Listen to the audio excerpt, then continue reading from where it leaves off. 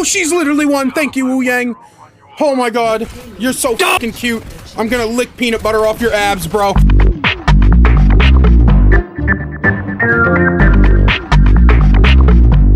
What's up, everybody? It's JoJo, your favorite gold coach, and I hope you're all doing well. So, Overwatch Season 1 Conquest is going to be ending in probably about a month. There's lots more exciting things coming, of course, as there always is, but I'm not here to talk about that. Instead, I'm here to talk about what is probably one of the most controversial changes that Overwatch has introduced in a while, and that is the global healing reduction passive. Now, I was going to do this whole thing where I give you this big history on why the healing reduction happened in the first place, but I'm going to be honest with you, I'm a little fuzzy on the details. All I really remember is that when Overwatch 2 dropped, nothing died. Healing was vastly overtuned, and supports were the most broken role in the entire game for quite a while. At some point in time, Blizzard, in order to try to combat this, added what was known as the healing reduction passive to the DPS role. Essentially, anytime a DPS hero would do damage to a target, that target would receive 30% less healing for the next 2 seconds. You could reset this timer by dealing continuous damage. This made characters like Soldier 76, Ashe with her dynamite, and other characters that did small amounts of chip damage over time much stronger than characters who did burst damage, because you would actually be able to allow your teammates to follow up. The problem with this is that if your DPS were not able to hit their shots, or if they were just slightly worse than the enemy's DPS, nothing ever died. I was a tank player at the time, and I played a lot of dive tanks, and it was infuriating to swing in, dive onto a target, get it down to like 1 or 2 HP, and then all of a sudden it would just get healed back up to full, and the supports, whoever was locked onto them, could just out heal my damage. It was incredibly infuriating and frustrating, and if my DPS weren't following up on what I was doing, then we were fucked. And so, in order to combat this problem of things not dying unless your DPS knew what they were doing, Blizzard in Season 1 of Overwatch decided to introduce this to everybody. So instead of being a heal reduction passive, it's more of just a heal reduction mechanic. Basically, if your character takes damage for the next 2 seconds, you receive 30% less healing. Unless you're a tank, then it's 15% less healing. The problem, or at least the viewed problem with this, was that a lot of support players really felt like this just made their job infinitely harder.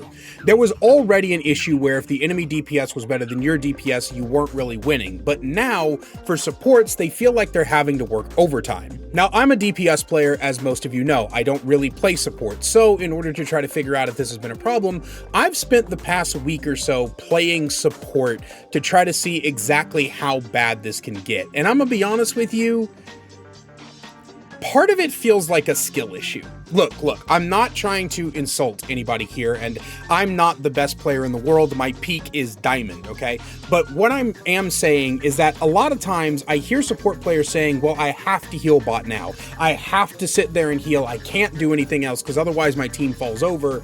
And I'm only really seeing that in the low ranks.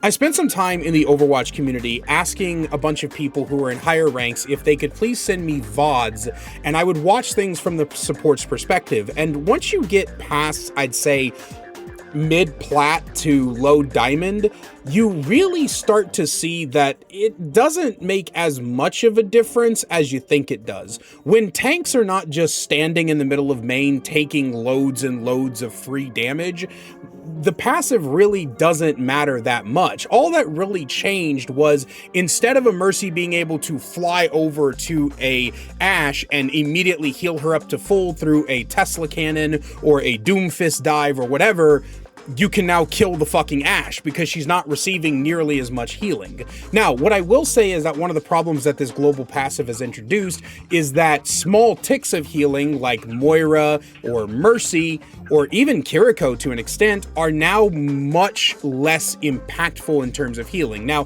Kiriko has her burst healing in her Suzu, and Moira can pick the perk with her orb that gives burst healing, and Mercy's going to be getting her flash heal soon, so maybe it's not that big of a deal, but I do understand from a lot of support players' perspectives exactly how this can hurt, because now burst healing is king. You can no longer just slowly heal your teammates back up to full through instances of damage. A lot of people were saying that this just needs to be completely reverted, but I don't think we want to go back to that time period of the entire match relying on the DPS. Can the DPS hit their shots? Cool. Can they not hit their shots? Nothing on the enemy team is dying, and that fucking sucks. So what I would suggest instead, or at least the way that I look at this, is to instead bring this down to, say, 15% for everybody else. That's supports and tanks, and then DPS get to keep the 30%.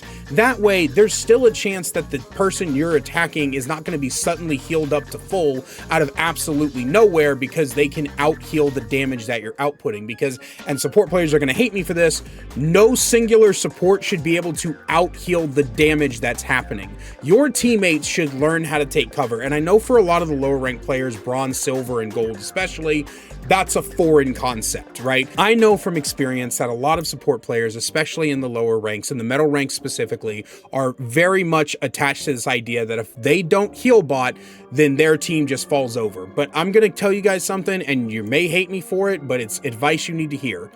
That's their problem. If your Roadhog is standing in the middle of the Hollywood choke and not playing the corner whatsoever, and he just keeps taking 10 tons of damage because his dumb fat ass doesn't know how to take 2 steps back, that's a him problem. You do not need to be latched onto his asshole, dumping your entire clip and all of your healing abilities in him to keep him alive. He needs to just die for that, and you might lose that game, but then the next tank you get will be learning how to take cover, right? The next tanks you get will be learning how to stay in corners. And if a tank dies enough and they're smart enough, then they're gonna start going, I can't just stand in the wide open and die for free. I need you as the support to focus on actually supporting your team. You need to be doing damage, you need to be using your util, you need to be actually doing things that help the team, because hyper-pocketing the tank just isn't going to do anything. And when your teammates get dove, they need to learn how to get out of there. Your healing should be a supplement to the escape or winning the engagement. It should not be the thing that wins the engagement or guarantees the escape. It is up to your teammates to be able to do something. You should not be able to just straight out heal a dive from a Winston. You should be able to keep someone alive long enough for them to either kill the Winston or get away from the Winston. But in no circumstance should your teammate be able to just stand there and tank all of the Winston's Tesla cannon for 16 fucking seconds. That is just absolutely absurd and ridiculous and should not be a thing, and that's just realistically how it should be. So overall, I think that a little bit of tweaks need to be done to it, but I don't see the global reduction passive or the global reduction mechanic as it is now as being this massive big problem that everybody said it was going to be. I think a lot of the problems end up being a skill issue, and again, I'm not hating on anybody here. I've got skill issues myself. Top 500 players have skill issues, but the point is that I think a lot of you overreacted to this, and I think it's fine. But yeah, sorry for the short video.